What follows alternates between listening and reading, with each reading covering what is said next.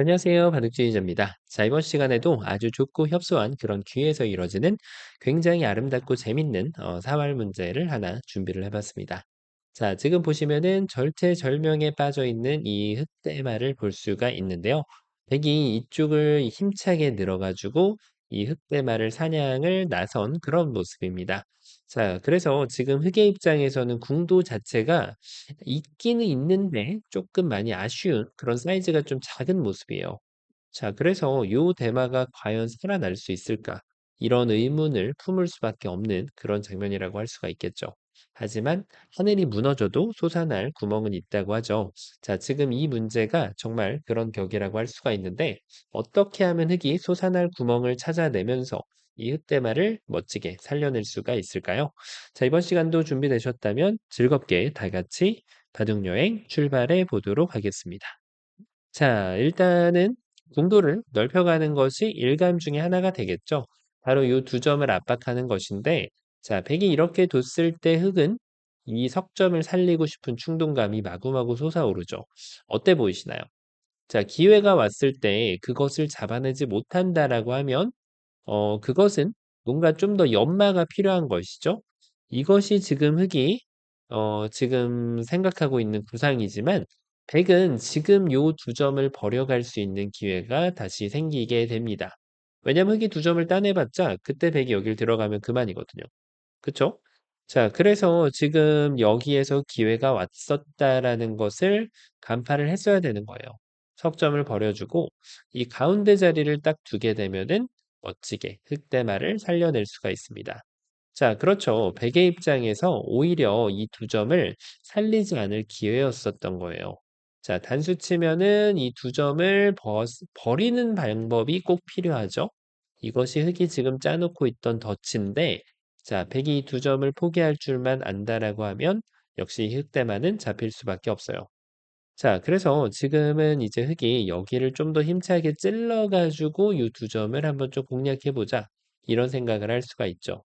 만약에 백이 이렇게 잘못 받는다라고 하면 흑이 따내는 게 선수가 되면서 백은 여기를 먹여칠 수 있는 기회를 잃어버리게 되는 만큼 이 흑대만은 살아갈 수밖에 없게 됩니다.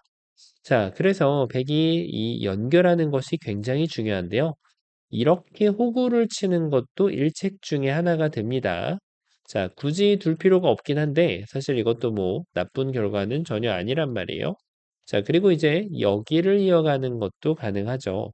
따냈을 때 여기를 먹여쳐 갈 수 있는 기회만 건져낼 수 있다면 이 흑대마를 잡아낼 수가 있습니다. 바깥으로 아무리 나가려고 발버둥을 쳐봤자 이미 늦었다라는 것을 좀 느낄 수가 있는 그런 장면이 되겠습니다.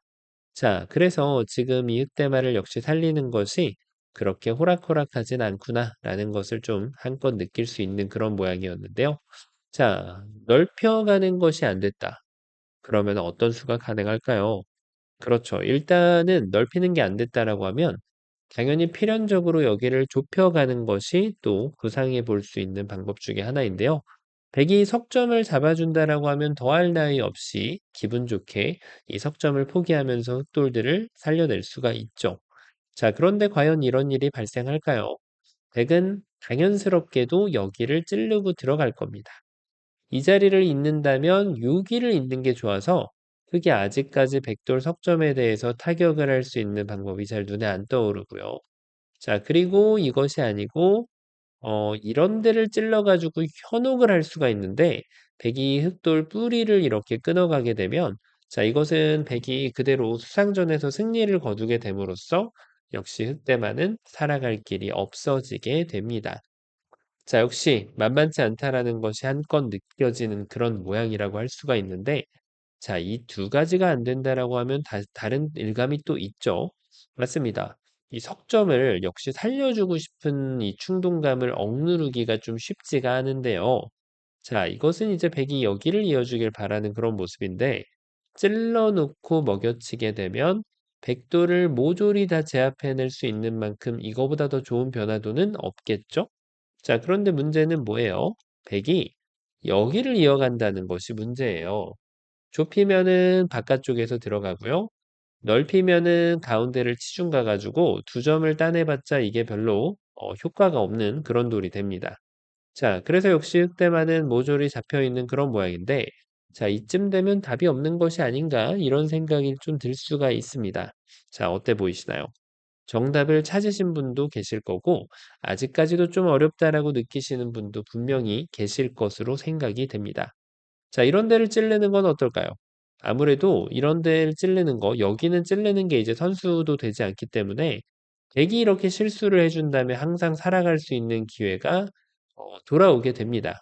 안 했을 때 이렇게 둬서. 하지만 백은 석점을 잡는 것보다는 가운데를 치중 가거나 아니면 뒤로 연결하는 수가 좋아가지고 이윽대만은 잡힐 수밖에 없죠. 자, 물론 백이 아무렇게나 둬도 된다고 하지만 이런 것은 좀 쉽지 않아요. 자, 기회가 왔죠? 잘라내면 그 기회가 날아갑니다. 자, 어떻게 이런 기회를 쟁취할 수 있을까요? 그렇죠. 바로 이렇게 단수를 뒤로 돌려차기를 해주면 이 한 점을 살리기가 좀 쉽지가 않아요. 왜냐? 이제는 덩어리가 너무 백이 커져 버렸기 때문에 이 돌들을 살리기에는 좀 많은 무리가 따라오게 되고요. 자, 그리고 그와 더불어서 집으로 좀 더 좋은 것까지 발견한다면 요 자리를 찔러 갔을 때 자, 여기 공배 하나가 비어 있는 만큼 넉 점을 무려 잡아내면서 흑돌이 살아갈 수 있기 때문에 백도 아무렇게나 둬도 잡았다라고 생각을 하더라도 꼼꼼하게 급소를 정확하게 가격을 해주는 것이 중요합니다. 자, 그래서 흙이 어쨌든 여기는 둘 수 없는 그런 입장인데요. 자, 일단 뭐 이런 데는 한번 좀 찔러보면 좀 심심하니까 뭐 흔히 여길 나가면 살 수 있잖아요. 자, 그런데 이런 데를 찌르는 것이야말로 우리가 모두 다 뜯어 고쳐야 되는 그런 습관 중에 하나라고 할 수 있겠습니다. 자, 이걸 찔렀을 때 막지 않기를 바라는 것은 정말 손가락이 미끄러지는 걸 바라는 것과 똑같은 거예요. 그러니까 이거는 백이 무조건 막을 거란 말이에요. 그런데 그 누가 알았을까요? 요 찔러가는 수로 인해서 살 수 있었던 돌이 살지 못하게 된다는 사실을 말이죠. 자, 일단 여기서 요 찌르는 거를 교환했다라고 생각을 하고 한번 정답 수순을 한번 따라가 볼까요? 자, 정답은 엄청난 응수타진이 이제 숨겨져 있던 그런 모양인데요. 바로 이 자리를 이렇게 쑥 찔러가는 말도 안 되는 타이밍의 묘수가 있습니다. 자, 일단 백이 무시하는 것은 좀 쉽지 않은 게 여길 돌려차기를 했을 때 백돌 전체가 다 잡혀버리게 되어 있어요. 자, 그러면은 백이 여기서는 이제 요 넉점을 품고 싶다라는 생각이 드는데 이때 단수를 빡 치는 거죠.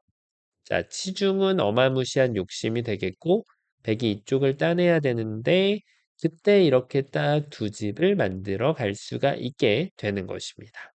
자, 그래서 쉽게 사는 것이 아닌가 싶은데 그렇죠. 백의 입장에서 반격이 있단 말이에요. 반격이. 어떤 반격이 있을까요? 이게 이제 독사과 같은 돌이에요. 이것을 취하지 않는 방법이 있습니다. 자, 이것을 취하지 않으면 흙이 여길 살려가기에는 조금 무리가 있는 게 가운데 자리를 치중 가면 역시 두 점만 잘 버리면 흑대만은 위험해지게 되어 있거든요. 자, 그래서 지금은 여기에서 흙이 마법과 같은 수순을 벌여내야 되는데 그것이 바로 바깥쪽을 한번 제압을 해놓고 요 안쪽으로 돌아오는 겁니다. 넉 점을 버리면 여길 막아서 꼬리를 버리고 살리면 되겠고요. 자, 백이 이쪽을 쳐들어왔을 때가 정말 중요한데요. 그렇죠. 바로 여길 이어서 이 석점에 대한 공격을 기다리는 거예요. 이걸 두면 먹여쳐가지고 단수, 백돌이 그야말로 뭉탱이로 잡히게 되는 결과이기 때문에 정말 안 좋은 그런 모양이 되겠죠. 자, 그래서 백의 입장에서는 여기를 이어가는 것이 그나마 차선책인데 역시 먹여치고 단수를 치면 이 석점을 잡아낼 수 있다는 것은 흑한테 추가적인 한 집이 확보가 가능하다는 것을 확인시켜주는 그런 작업이 되겠습니다. 자, 이렇게 해가지고 살았는데 뭐가 문제냐? 이런 생각을 할 수가 있죠. 자, 엄청난 문제가 있었습니다. 눈치채신 분들도 계실 겁니다.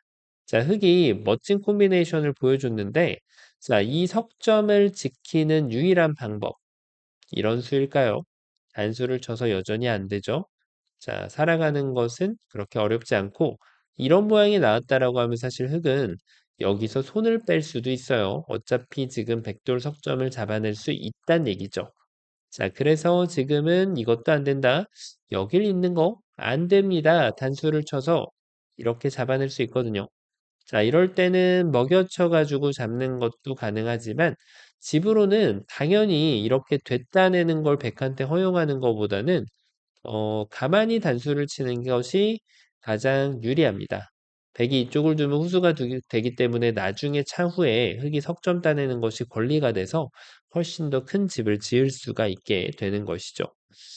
자, 그래서 지금은 흑이 역시 살지 않았을까 이런 생각을 할 때쯤에 맞습니다.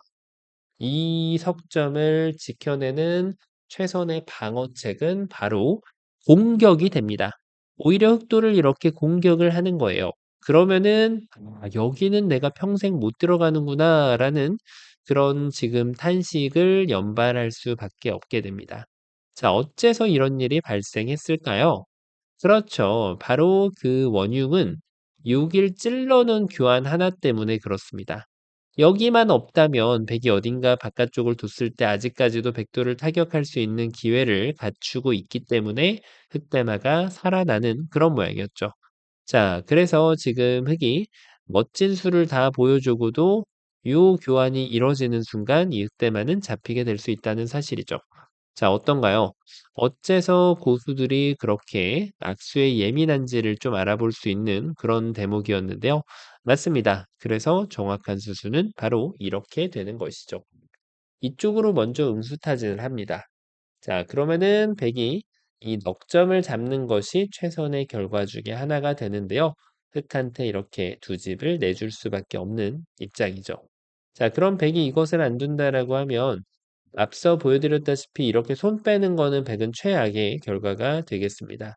자, 그래서 지금 이제 여기서 백이 좀 더 흑을 현혹스럽게 좀 유혹하는 수는 바로 이쪽을 단수치는 수였는데요.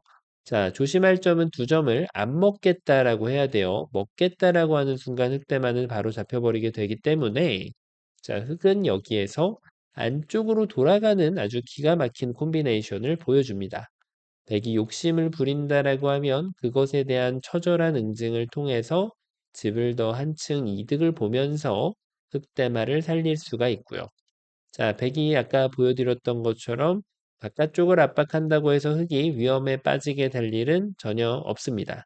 자, 그러므로 지금 백은 그것을 체념하고 여기에서라도 살았구나라는 걸 인정하면서 넉점을 따내고 흑이 두 집을 낼 때 다시 한번 다른 쪽에서 바둑을 꾸려 나가는 것이 쌍방간의 최선이 되는 그런 결과였습니다.